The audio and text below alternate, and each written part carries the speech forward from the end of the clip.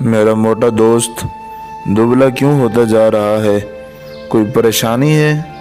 چھوٹے بندر نے درخت سے اترتے ہوئے کہا۔ ہاں دوست، پریشان ہوں، سمجھ نہیں آ رہا کیا کروں، موٹے ہاتھی نے امرود کے درخت کے نیچے بیٹھتے ہوئے جواب دیا۔ چھوٹا بندر، مجھے بتاؤ کیا مسئلہ ہے، میں اس کا حل نکالوں گا، آخر تمہارا دوست ہوں، تمہارا پریشان بیٹھنا مجھے گوارا نہیں۔ موٹا ہاتھی، دوست، میں چاہتا ہوں کہ اپنی طاقت کو کسی استعمال میں لاؤں، اپنا ایسے وقت ایسے کاموں میں خرچ کروں کہ جس سے دوسروں کو آرام پہنچے، ان کی تکلیفیں کم ہوں، مشکلیں حل ہوں، لیکن سمجھ نہیں آ رہا یہ سب کیسے کروں اور کون سا کام کروں۔ چھوٹا بندر، شاندار میرے دوست، شاندار، بہت اچھا سوچا تم نے۔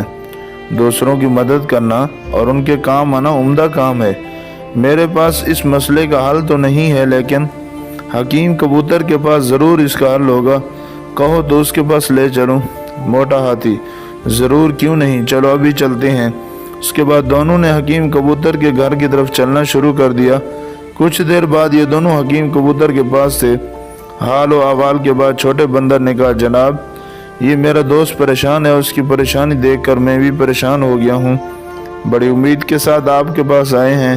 پھر چھوٹے بندر نے حکیم کبوتر کو ساری بات بتا دی۔ حکیم نے تسلی دیتے ہوئے کہا، پریشان نہ ہوں، میرے پاس اس کا حل ہے۔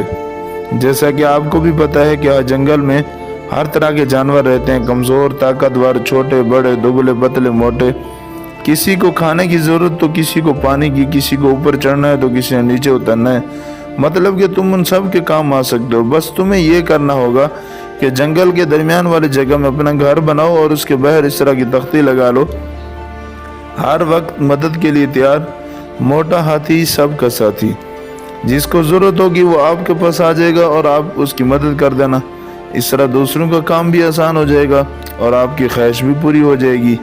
بہت خوب، یہ بہترین طریقہ ہے۔ دونوں دوستوں نے حکیم کبوتر کا شکریہ ادا کیا اور وہاں سے تختی لے کر بتائی ہوئی لوکیشن کے لیے روانہ ہو گئے۔